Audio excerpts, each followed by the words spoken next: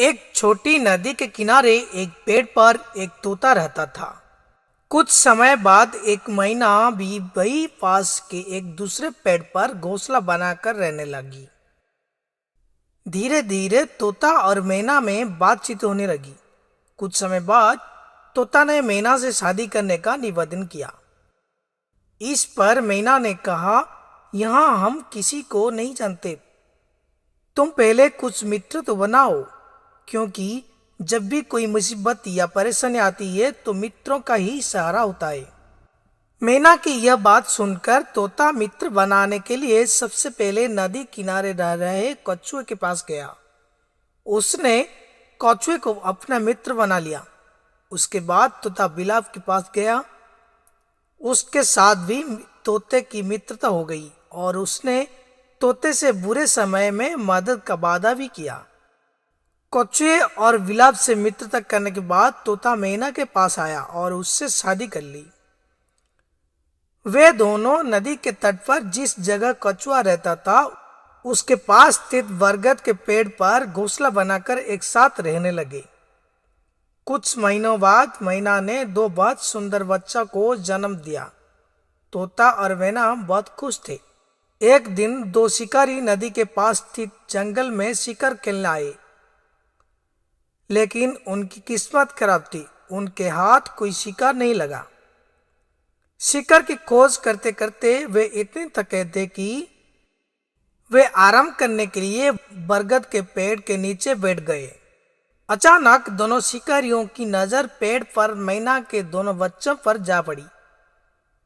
पूरा दिन शिकारी की खोज में ही निकल गया। क्यों न भूख मिटाने के लिए मैना के दो बच्चों को ही शिकार कर लिया जाए।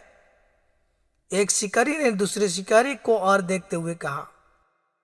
दूसरे शिकारी ने बोला, बात तो तुम ठीक कर रही हो, मेरे पेट में भी चूहे दौड़ रहे हैं, लेकिन अभी अंधेरा हो चुका है, क्यों ना पहले आग जला दिया जाए।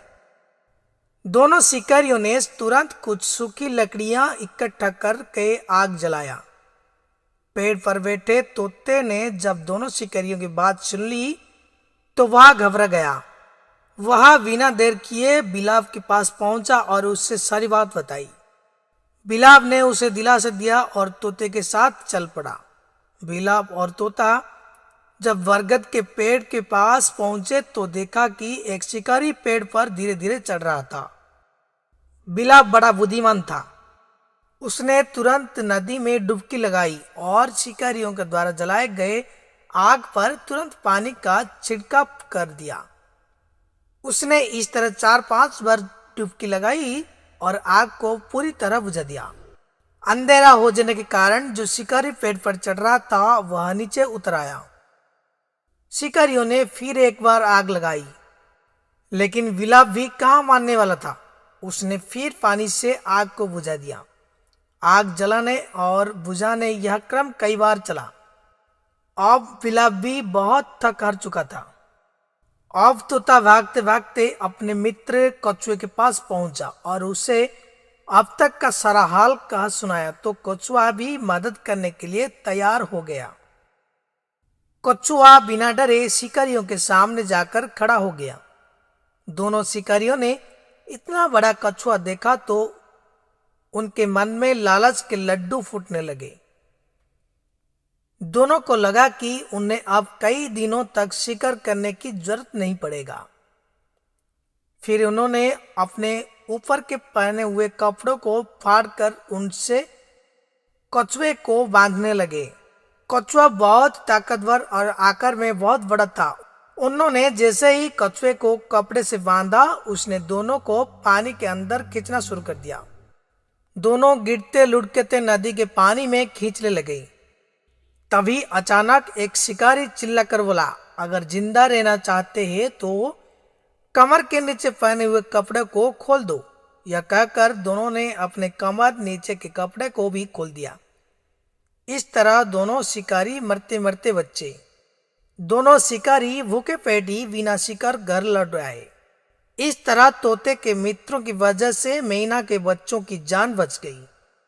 दोस्तों, यहाँ से सीख मिली कि जीवन में कुछ अच्छे मित्रों का होना बहुत जरूरी है। जब भी कभी मुसीबत का समय आता है तब मित्र ही मदद करते हैं। ऐसा व्यक्ति जो आपका बहुत अच्छा मित्र होने का दावा तो करता है, लेकिन मुसीबत या समस्या आने पर आपसे किनारा कर लेता है, वह कभी आपका मित्र नहीं हो सकता।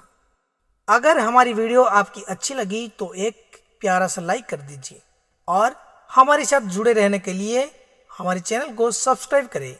रहता हूँ। जय जगन्नाथ।